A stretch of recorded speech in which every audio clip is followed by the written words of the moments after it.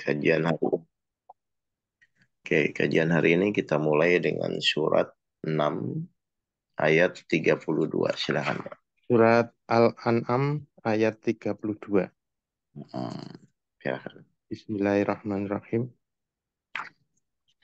Dan kehidupan dunia ini hanyalah permainan dan senda Hmm, gurau. Sedangkan hmm, negeri akhirat itu sungguh lebih baik bagi orang-orang yang bertakwa. Tidakkah kamu mengerti? Baik. Jadi kalau kita renungkan ya, Pak Eko, Ya, itu kan Allah menyampaikan hidup di dunia ini hanyalah permainan dan senda gurau. Sedangkan negeri akhirat itu lebih baik bagi orang-orang yang bertakwa. Sampai akhirnya di akhir kalimatnya Allah bertanya kepada manusia, tidakkah kalian mengerti? Kan begitu ya, baiklah ya. ya, ya, Sekarang kalau direnungkan, berarti hidup di dunia senda gurau. Berarti kalau memang senda gurau dan permainan, harusnya kita nggak stres dong, Pak. Permainan, bener nggak? iya, betul. Hanya permainan kok. Iya, senda gurau kan di dunia tuh hidupnya adalah permainan dan senda gurau. Senda Logikanya, gurau, dan senda gurau kan harusnya nggak stres. stres. Tapi di akhirat pun kehidupan akhirat itu lebih baik. Berarti kehidupan akhirat kan berarti kita harus selamat, betul nggak? Iya, iya, Di dunia senda gurau, tapi di akhirat kita harus selamat. Selamat itu artinya misalnya masuk surga kan begitu kan, Pak? iya, betul. Nah, sekarang tinggal bagaimana memahami ayat tersebut konteksnya. Senda gurau di dunia, tapi selamat di akhirat. Padahal Iya, kenyataannya, jujur saja ya, Bapak Ibu ya, manusia tuh di dunia banyak yang stres nggak, Pak? banyak yang stres. Berarti kalau manusia stres, manusia bingung atau menderita tuh itu permainan nggak, Pak? Itu permainan. Iya, dan sebenarnya permainan. Nggak, kalau stres, kalau bingung, sendagro nggak? Sendagura tetap. Nggak, maksudnya gini, hidup di dunia kan tadi di surat 6 ayat 32 itu hanya sendagro dan permainan belaka, kan begitu ya? Ya, Nah, tapi kenyataannya, manusia kan banyak yang stres hidup di dunia kan, Pak? betul. Ya, Berarti dia sendagro nggak? enggak sendagura. Enggak. Padahal Serius. menurut ayat Al-Quran ini, ya kan logikanya kan begitu kan? Menurut ayat Al-Quran ini, padahal hidup di dunia ini hanya permainan dan senda gurau. Tapi kenyataannya kita hidup banyak yang stres, banyak yang bingung, banyak yang khawatir. Kan begitu kan, Pak? Ya, Berarti orang yang stres, orang yang bingung, orang yang khawatir tuh menganggap di dunia ini senda gurau nggak? tidak. Tidak. Serius. Iya. Serius. Hmm, Jadi iya. ternyata implementasi dari ayat 6 ayat 32 ini banyak orang meskipun teori Al-Qur'annya sudah ada, tapi kenyataannya manusia tetap pusing, tetap stres di dalam menjalani hidupnya. Padahal kan logikanya yang benar itu Al-Quran atau pemikiran kita, Pak, selama ini. Ya, Al-Quran mestinya begitu. Bukan. Jadi harusnya yang benar itu di dunia itu hidup senda gurau, di akhirat insya Allah harusnya selamat, yaitu masuk surganya Ya, Allah. Kan gitu kan?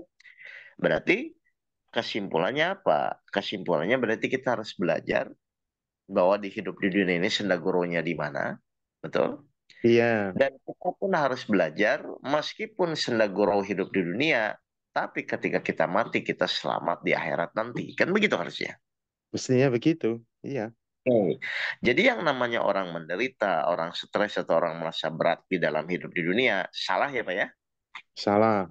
Iya. Karena senda gurau itu ya harusnya ya santai-santai saja, relax-relax saja. Tapi bagaimana dengan komposisinya senda gurau itu agar di akhirat menjadi yang selamat? Setuju? Ya, Oke, berarti betul. sekarang kita masuk ke pemahamannya. Ya, Bagaimana caranya agar kita benar-benar di dunia ini menjadi sendaguro belaka. Padahal, padahal Setiap manusia akan diuji dengan permasalahannya, ya kan? Setiap Ya, manusia akan merasa berat dengan ujiannya, tapi menurut Allah tetap itu adalah senda gurau. Nah, sekarang yang harus kita pahami begini. Dulu waktu kita sekolah, Pak Eko, ketika guru memberikan ujian, itu yang menyelesaikan siapa? yang menyelesaikan siswanya, murid. Oke. Jadi logika yang benar itu adalah setiap orang ketika diberikan suatu soal, soal ujian, Ya, itu pasti orang itu disuruh untuk menyelesaikan sampai selesai. Betul? betul. Ya, Kalau tidak selesai atau tidak bisa diselesaikan, kan jadi stres kan, Pak? iya. Nah, awalnya di situ, Pak. Sekarang jujur saja ya, Hmm, Bapak Ibu semua ya, ini yang ada di sini. ya, Bapak Ibu tuh ketika diuji atau diberikan masalah oleh Allah, benar nggak akan selalu berusaha menyelesaikan? begitu kenyataannya, Pak. Ya, begitu Iya, kan? Nah, iya, akhirnya ketika misalnya Pak Eko atau saya atau si Fulan atau semua ini, ketika kita sudah berusaha menyelesaikan masalah, terus kenyataannya belum selesai gitu kan, dan bahkan kadang-kadang kita sudah mentok tidak merasa mampu, akhirnya jadi stres nggak Pak? stres. Nah, padahal rumus dari Allah itu hidup itu permainan dan senda gurau. Kenyataannya orang saat diuji stres, bingung, bahkan sampai kadang-kadang putus asa. Berarti orang stres, orang putus asa tuh paham nggak mengenai hidup itu permainan dunia? Nggak paham, nggak Nah, paham.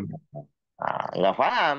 Karena Ya, ternyata banyak orang di dalam menjalani hidupnya tuh tidak sadar bahwa sebenarnya ya memang harusnya Allah memberikan ujian itu hanya senegoro. Di mana senegoronya, Pak? Menurut Pak Eko? ya hanya sementara saja. Misalkan kita ada masalah, Oke. pasti Allah yang menyelesaikan. Mestinya Nah, begitu. senegoronya apa? Karena Allah berfirman kan ya di surat 10 ayat 107 kan Pak. Kan kita Ya, udah tahu surat ini kan apa Pak? Bahwa ketika Allah, coba atau dibaca aja nggak apa-apa. Sebenarnya ya. kan saya sering Surat coba. Yunus ayat 107. Jadi ini dari sisi yang harus kita benar-benar sadari dulu Ya. ya. Dan jika Allah menimpakan suatu bencana kepadamu, Mm-mm. maka tidak ada yang dapat menghilangkannya kecuali Dia. Jika Allah menimpakan suatu ujian, permasalahan, bencana kepadamu, maka tidak ada yang bisa menghilangkannya kecuali Dia. Jadi Allah yang ngasih, Hmm. Allah juga yang mengambilnya. Betul Pak Eko? Iya, Berarti ya, sebenarnya kalau manusia sadar bahwa setiap permasalahan itu pun nanti akan diselesaikan oleh Allah lewat pertolongannya, kan begitu kan Pak? iya, Berarti kan tugas kita hanya menjadi sarana Allah untuk menyelesaikan masalah kan Pak? iya, Bukan kita yang menyelesaikan loh ini. betul. Tapi kenyataannya orang seakan-akan merasa dia yang akan menyelesaikan kan Pak? Iya, Kalau orang seakan-akan dia yang akan menyelesaikan, makanya jadi stres. Tapi kalau Bapak Ibu dari awal sudah sadar, oh Allah ngasih ujian nih. Tapi kata Allah nanti juga Allah yang akan menyelesaikan. Harusnya kan nggak stres Pak. iya. Benar ya? Itu pertanyaan saya. Pertanyaan saya, Pak Eko tuh sadar nggak bahwa nanti Pak Eko punya masalah, tapi Pak Eko pun akan dibimbing Allah untuk menyelesaikan masalah itu. Iya, betul. Janji Allah memberikan petunjuk kan? Iya, Nah, berarti item-item itu yang harus kita sadari. Jadi pas ada masalah itu satu, tenang aja. Oh, ini Allah ngasih masalah, nanti juga Allah yang akan menyelesaikan. Oh, yang kedua, ternyata memang tidak ada yang bisa menyelesaikan kecuali dengan pertolongan Allah. Kan begitu kan? iya, Oh, iya. tapi pertanyaan saya, tapi kita wajib nggak ikhtiar untuk menyelesaikan masalah? Ikhtiar kita tetap wajib, Tat. Wajib. Berarti Ya, tujuannya apa? agar Tujuan Allah ikhtiar, menolong, agar Allah tujuan menolong. tujuan ikhtiar yang pertama adalah mengikuti apa yang Allah perintahkan. Kan di Oh, dalam Allah kan ngasih masalah. Nah, ya, dan kita kan wajib ikhtiar, betul? ya, Berarti ikhtiar yang kita lakukan harusnya mengikuti keinginan Allah atau keinginannya sendiri, Pak. harusnya mengikuti keinginan Allah, Tat. Nah, jadi Bapak Ibu tuh nanti dikasih masalah, tapi Bapak Ibu wajib ikhtiar, tapi di dalam ikhtiar itu Bapak Ibu harus mengikuti apa yang Allah inginkan atau apa yang Allah perintahkan. Supaya apa, Pak? Supaya nanti ditolong Allah. Kan begitu harusnya. Iya, iya. Jadi masalah, lalu kita wajib ikhtiar. Ikhtiarnya adalah mengikuti apa yang Allah inginkan. Setelah manusia mengikuti apa yang Allah inginkan, barulah Allah akan mengambil masalah tersebut. Kira-kira kalau orang sudah sadar dari situ, Pak, harusnya dia stres atau tidak? Enggak stres. Iya. Nggak stres, karena dia pikirannya, ya, otaknya, keinginannya fokus mengikuti apa yang Allah perintahkan. Makanya manusia itu saat ikhtiar wajib mengikuti petunjuk. Iya, iya. Kalau Bapak Ibu ikhtiar tidak mengikuti petunjuk, ya itu akhirnya terjebak dengan stres, bingung, karena fokus Bapak Ibu bukan mengikuti petunjuk. Padahal pertanyaannya, Pak, kalau orang tidak mengikuti petunjuk, kira-kira lurus atau sesat? Sesat, Tat. Iya, jadi sepintar apapun Bapak Ibu, ketika Bapak Ibu menjalani suatu ujian tidak mengikuti petunjuk, pasti Bapak Ibu akan tersesat. Udah rumusnya begitu. Hmm, Oke, jadi saya ulang dulu ya. Jadi ya, hidup itu permainan dan senda gurau di surat 6 ayat 32 itu maksudnya adalah satu, bahwa setiap ujian nanti ujung-ujungnya Allah yang akan menyelesaikan. Satu itu, ya. ya. Lalu yang kedua, karena hanya Allah yang akan menyelesaikan, maka kita wajib ikhtiar itu dalam rangka mengikuti petunjuk-petunjuk Allah, bukan mikir sendiri.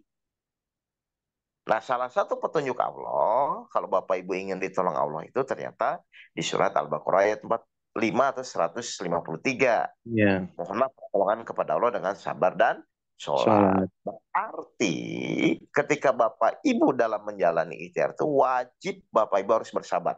Mau sulit, mau Hmm, sangat sulit, mau tidak mungkin, Bapak Ibu tetap wajib untuk menjalani kesabaran.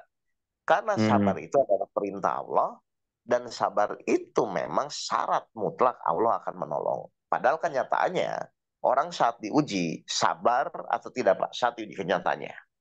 Tidak sabar. Ya, sabar. Karena dasar Iya, dari awal niatnya adalah bagaimana menyelesaikan, menyelesaikan. enggak, atau bagaimana secepatnya supaya masalah itu bisa Selesai.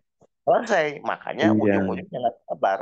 Berarti selama ini sebenarnya manusia saat diuji, biasanya mengikuti hawa nafsunya atau mengikuti Allah, Pak? Biasanya. Mengikuti hawa nafsunya, Tat. Nah, sudah mengikuti hawa nafsunya, ingin ditolong lagi. Kan ini repot ini. Nah, itu. Jelas Maaf, ya, Tat. Bapak Ibu? Saya Ya? anu ya, Tat, ya. Saya potong ya, Tat, ya. Coba, Nah, coba, kan coba. tadi disampaikan bahwa kita harus ikhtiar, ya kan, Tat? Nah, Nah, tetapi betul.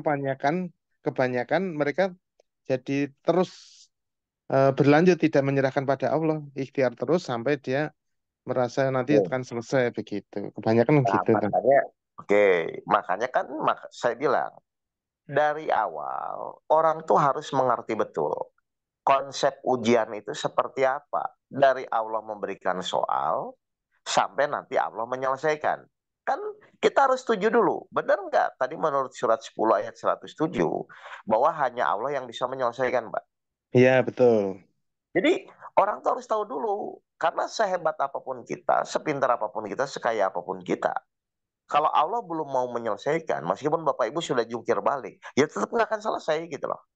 Hmm, Jadi dasarnya dulu. Jadi saat kita mau menjalani itu, kan sekarang gini lah. Kayak Bapak Ibu mau masuk, mau ujian, misalnya mau ujian SIM, ujian apapun. Kan iya, belajar teorinya dulu kan. betul. Bukan setelah ujian terus baru belajar teori, kan telat dong namanya.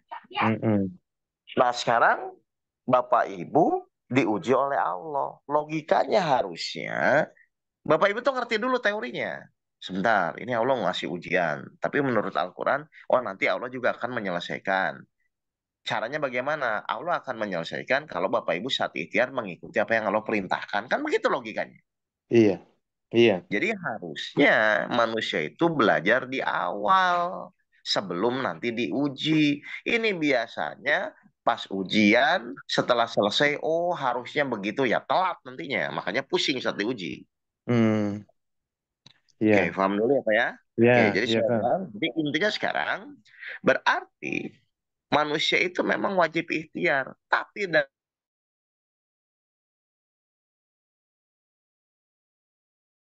Allah yang harus Bapak Ibu kuasai adalah saat diuji, Bapak Ibu fokus bagaimana meningkatkan kesabaran.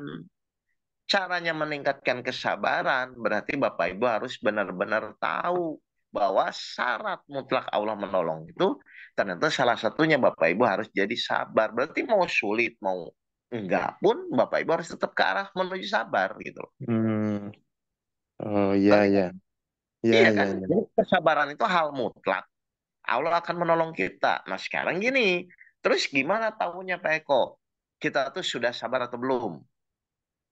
Gimana Pak? Ya, ya tetap kita jalankan aja sesuai dengan apa yang diperintahkan Allah, sabar dan sholat. Tat. Kita perbaiki Oke, sholat kita. Tat. taunya kita sabar itu adalah sudah tidak merasa masalah itu masalah kan Pak? Ya, ya, Meskipun misalnya Bapak sakit, kalau Bapak aduh kapan sembuh kan Bapak udah nggak sabar itu. oh betul. Tapi kalau Bapak memang ingin ditolong Allah, nggak apa-apa ya Allah. Berarti dengan sakit ini, saya anggap sakit ini sebagai sarana untuk latihan sabar. Kan begitu kan Sabar. Pak? Ya, Hutang misalnya belum lunas, nggak apa-apa ya loh. Dimaki-maki yang punya hutang, tapi kan berat Ustadz. Loh, nggak apa-apa. Tapi hutang itu dijadikan sebagai sarana untuk saya berlatih sabar. Kan dimaki-maki itu bisa latihan kan, Pak? iya, Cara latihannya, oh ini izin Allah, saya terima. Kamu kurang ajar apa? Terima dulu. Seperti saya tahun 2008 waktu itu. Kan saya habis-habisan dimaki-maki orang. Tapi ya karena saya iya. udah ngerti ya, saya terima ya Allah. Terima kasih semua atas izinmu. Nah, rasa menerima ketetapan Allah itulah yang akan memunculkan pertolongan Allah. Padahal Hmm, kenyataannya manusia ketika dimaki-maki, diberikan suatu permasalahan, biasanya menerima dulu atau emosi dulu, Pak. emosi dulu, Tat. Udah, akhirnya jadi sulit ditolong Allah nanti ujung-ujungnya Ah, gitu loh. iya. Hmm, Jadi semua orang sebenarnya kalau semakin paham tentang pemahaman kehidupan, nggak ada kok yang merasa berat dengan hidupnya kok. Orang berat itu cuma satu, tidak mengikuti perintah Allah. Meskipun dia sholat, meskipun dia melakukan zikir, sedekah, tapi kalau hatinya tidak bisa menerima ketetapan Allah, tetap Allah tidak akan menolong. Jadi iya. sebenarnya ujung-ujungnya ujian itu adalah urusan hati. Karena Bapak Hmm, Ibu mau sholat seperti apapun, kalau hatinya tidak menerima ketetapan Allah saat itu, maka Allah tidak akan memberikan pertolongan. 33 ayat 11, silakan. ya. Surat 33 Ayat Al-Ahzab 11. ayat 11. Benar nggak 11. ujian itu sebenarnya urusan hati? Ya, bentar, bentar. Surat 33. Ayat 11. Ya,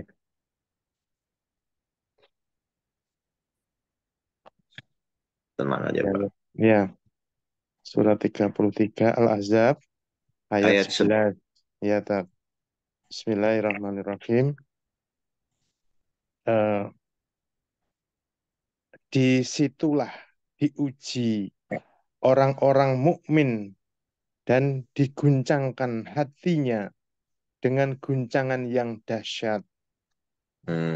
Makanya kan orang kalau diuji jadi khawatir, betul Pak? Ya, Takut, was-was gimana was-was. gimana. Iya, Tat. Karena dari awal dia tidak menyadari SOP yang Allah berikan. Aturan-aturan saat Bapak Ibu menjalani ujian. Jadi kesimpulannya Pak, jadi kesimpulannya manusia itu wajib ikhtiar, tapi wajib Bapak Ibu untuk mengikuti apa yang Allah perintahkan. Kenapa Bapak Ibu saat ikhtiar harus mengikuti keinginan Allah? Karena nanti Allah yang akan menyelesaikan, Allah yang akan menolong, dasarnya adalah Bapak Ibu harus mengikuti perintah Allah. Berarti mau pahit, mau berat, mau sulit pun Bapak Ibu langkah yang pertama harus menerima dulu sebagai takdir-takdir Allah. Itu namanya taat kepada Allah atau bertakwa kepada Allah, maka janji Allah akan membukakan jalan keluar. Tuh, Hmm. Pak Eko. Ya, Baik. saya Jadi potong Bapak lagi, Ibu, Tat. jadi yang namanya permainan itu apa, Pak? Permainan itu adalah Allah ngasih masalah, nanti Allah juga yang menyelesaikan. Tapi kalau kita di sekolah, enggak, guru ngasih ujian, kita harus menyelesaikan. Makanya ujian sekolah lebih berat daripada ujian hidup. Kan begitu harusnya, Pak. Iya, harusnya begitu.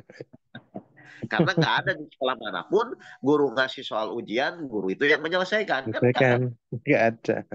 Nggak ada. Tapi kalau Ya, Allah, luar biasa baiknya. Allah ngasih ujian, Allah juga yang akan menyelesaikan. Bapak Ibu tinggal ikhtiar mengikuti apa yang Allah inginkan. Baru nanti Allah yang menyelesaikan. Jadi kalau ditanya Pak, kalau kita sadar, berarti ujian hidup sama ujian sekolah lebih berat mana Pak? ujian sekolah. Iya, kita yang disuruh menyelesaikan kan? Iya. Tapi kalau ujian hidup, Allah yang akan menyelesaikan sesuai janjinya. Jadi kita tuh tinggal disuruh ngikuti apa yang Allah perintahkan aja dalam Al-Quran. Salah satunya saat menjalani ujian, Bapak Ibu harus wajib menjadi orang yang sabar. Itu nggak ada pilihan, itu nggak ada apa negosiasi nggak ada. Gitu. Ya, siap. Baik, silakan. Ada Ya, pertanyaan? gini, Tat. Yang Ya. ayat 11 tadi kan disitulah akan diuji, ya, atau kemudian diguncangkan. Berarti kalau kita terguncang, hatinya Mm-mm. khawatir, was-was, berarti ini manusiawi, Tat. Oke, 10 ayat 57, silakan Pak. Ya, surat Yunus ayat 57. Ah, Ya, Bismillahirrahmanirrahim. Wahai manusia, ah, sungguh telah datang kepadamu pelajaran Al-Quran dari Tuhanmu, mm-mm. penyembuh lagi bagi penyakit yang ada dalam dada, Nah, petunjuk serta jadi rahmat bagi orang-orang yang beriman. Pak Eko jadi misalnya diuji awalnya kan kalau belum mengerti kan khawatir, bingung, betul? Nah, ya, Tapi ada obatnya nggak? ada ini ayat Ada. Itu surat penyembuh 10. dan penawar itu kalau Pak Eko baca Arabnya itu kan syifa kan. Ya, Jadi Allah juga ya misalnya manusia terguncang, manusia sakit hatinya, tapi Allah pun memberikan obat namanya Al-Quran. Makanya harusnya Bapak Ibu saat menjalani ujian itu lihat di Al-Qurannya seperti apa, SOP di Al-Quran itu bagaimana. Oh, langkah pertama, langkah kedua, langkah ketiga kan itu jelas sebenarnya di dalam Al-Quran itu. iya, Bapak Ibu betul. tuh tinggal ikuti saja gitu. Yang namanya mengikuti itu berarti ya memang ikuti. Jadi kalau pikiran kita nanti misalnya ya pas pemikiran kita pas ngelihat ayat itu nggak sama gitu loh Pak.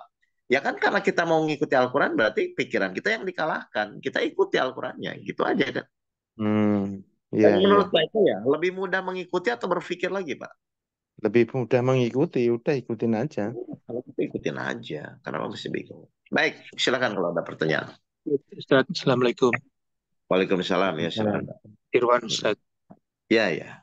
Eh, jadi tadi udah saya dengar cerita Ustaz. Jadi gini kadang-kala kita harus sabar, kita harus ikhtiar. Katakanlah kita sakit, saya sakit gitu dong.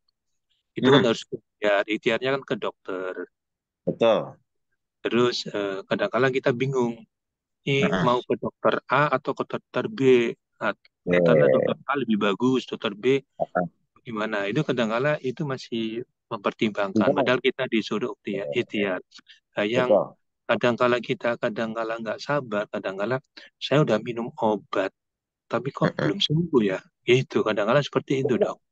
betul. Ustaz. Karena memang ya karena manusia itu Pak awalnya selalu niat ikhtiar itu untuk menyelesaikan masalah kan Pak. Iya betul. iya. Makanya ketika dia saya udah minum obat ini, saya udah ke dokter A, ke dokter B, ke dokter C. Saya tuh pasti nanya, terus tujuannya apa? Pasti tujuannya hanya ingin menyelesaikan masalah kan Pak. Iya. Padahal secara aturannya hanya Allah yang bisa menyelesaikan. Kan tadi jelas itu di surat 10 ayat Iya, 107. betul. Iya, Nah, harusnya logikanya. Lah terus tadi pertanyaannya bagus. Terus gimana dokter yang mana yang harus saya kunjungi kan begitu? iya, Supaya anggaplah saya mengikuti perintah Allah. Sekarang iya. pertanyaan saya balik. Ya, saya balik. Yang terpenting itu dokter yang mana atau niatnya dulu yang harus diluruskan karena Allah. Niatnya. Jadi mau dokter A, dokter B, dokter C pun Pak, kalau niatnya hanya untuk menyelesaikan masalah, itu pasti sudah salah gitu loh Pak. Iya, Nah, sekarang pertanyaan kedua, loh. Oke, sekarang saya sakit, saya niat hanya tujuannya menjalankan perintah Allah dalam rangka berikhtiar sampai nanti Allah nolong. Nah, kira-kira kalau sudah niatnya lurus karena Allah, apa ayat berikutnya? Silakan Pak Eko, 18 ayat 18. Ya. Jadi ini bukan Eh, masalah dokternya, ini ya. masalah niat awal gitu. Surat Al-Kahf ayat 18. 18 ayat 18. Ya. Perhatikan. Dan engkau mengira mereka itu tidak tidur, Terus, padahal mereka tidur. baik ini Dan pemuda kami Al-Kahfi. bolak-balikkan mereka ke kanan dan ke kiri. Oke, stop. Pertanyaan saya, Pak. Mereka itu tidur. Ya, pemuda Al-Kahfi ini. Menurut Ya, Pak Eko, orang tidur itu sadar nggak? nggak sadar.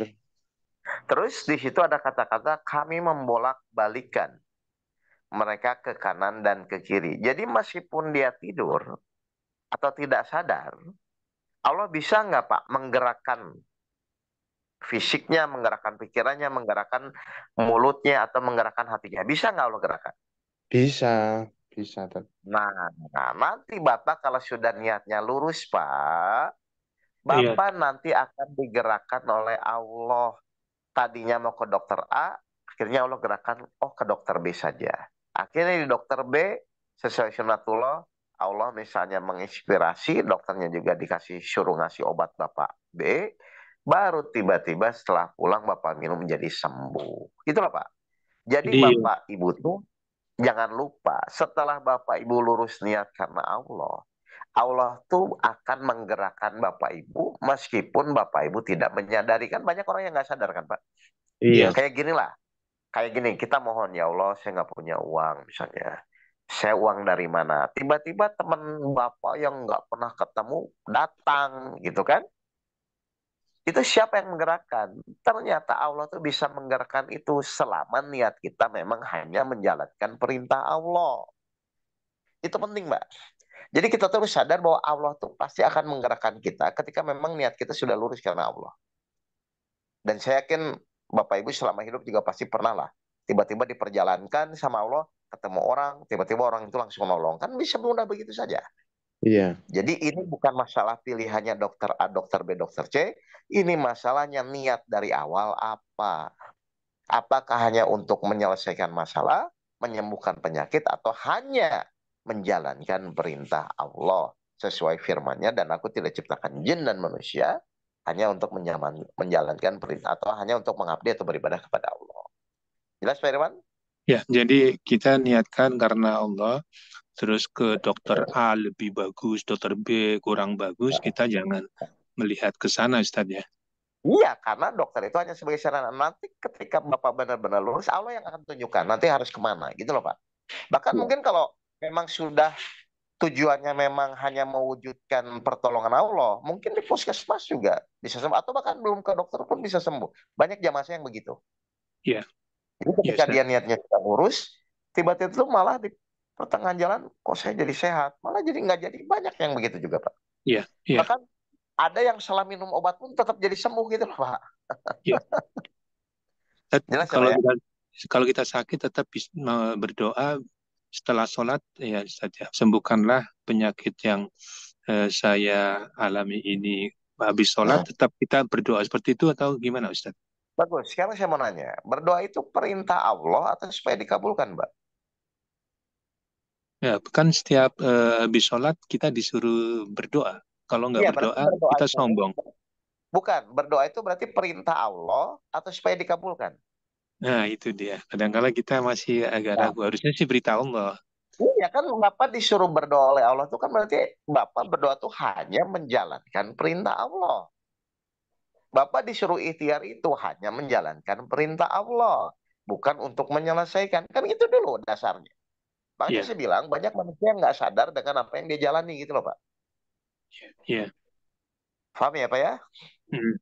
Jadi kita tetap berdoa, sembuhkanlah, tapi itu adalah perintah Allah. Jangan sampai, ya Allah Betul. tolong sembuhkan gitu-gitu ya, Dok ya. Ya Loh, Ustadz ya. pokoknya Allah lihat hatinya bukan doanya ya Pak ya. Hmm. Ngerti nggak? Jadi Bapak minta tolong disembuhkan pun nggak masalah. Tapi Bapak sudah tahu bahwa ini tetap hanya menjalankan perintah Allah dan hanya Allah yang bisa menyembuhkan. Gitu loh Pak. Ya, ya Kan Ustadz. dikabulkan. Baik, saya pertegas gini ya. Ya, Dikabulkan tidak dikabulkan tuh urusan siapa? Allah. Allah.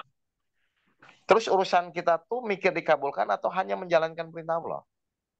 Menjalankan Jalan. perintah Allah. Mungkin tugas kita tuh berdoa hanya menjalankan perintah Allah. Terserah mau dikabulkan tidak dikabulkan. Dan logika yang terakhir Pak, Allah kalau nggak mau mengabulkan boleh nggak Pak? Boleh. Boleh saja. Ya sudah, kenapa jadi emosi? Jadi bukan urusan kita itu, gitu loh. Pokoknya kita wajib berdoa menjalankan perintah Allah. Terserah Allah mau mengabulkan atau tidak. Terserah Allah mau menolong atau tidak. Cuman kita yakin Allah memang sudah berjanji. Kan begitu sebenarnya. Iya, iya. Jadi untuk Jelas ya meyakinkan Bapak Ibu? kita, Allah sudah berjanji, Ustadz ya. Walaupun Betul. Dan Allah bisa menolong, Allah bisa enggak, tetapi kita punya keyakinan bahwa Allah pasti akan menolong gitu ya. sekarang gini saya mau bertanya. Bapak menjalani ujian. Tapi Allah nggak janji nolong. Kira-kira Bapak mau nggak menjalani? Ya, Nggak mau. Logikanya.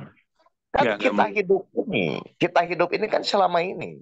Kenapa kita masih optimis? Kenapa kita masih yakin? Karena memang Allah berjanji, gitu loh Pak.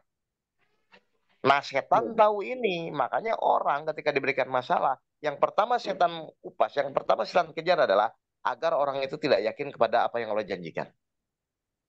Coba Pak Eko buka di surat 57 ayat 14. Ya, Jadi surat setan itu 57. targetnya agar Bapak Ibu tuh nggak yakin kepada apa yang Allah janjikan, makanya jadi putus asa. Ya, surat Al-Hadid ayat 15. Surat 57 ayat 14 silakan.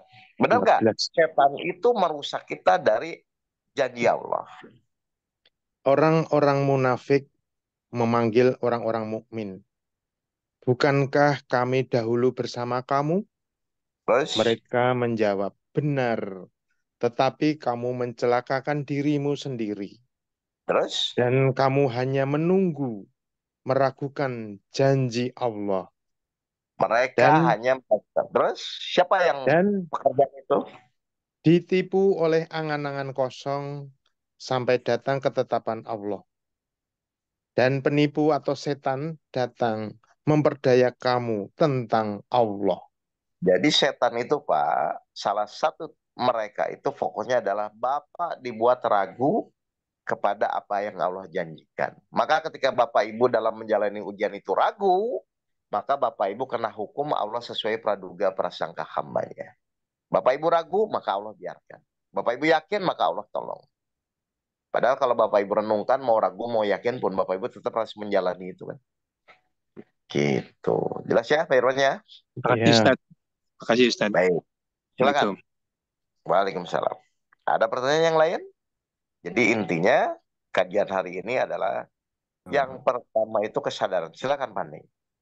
Ya, Assalamualaikum Ustadz.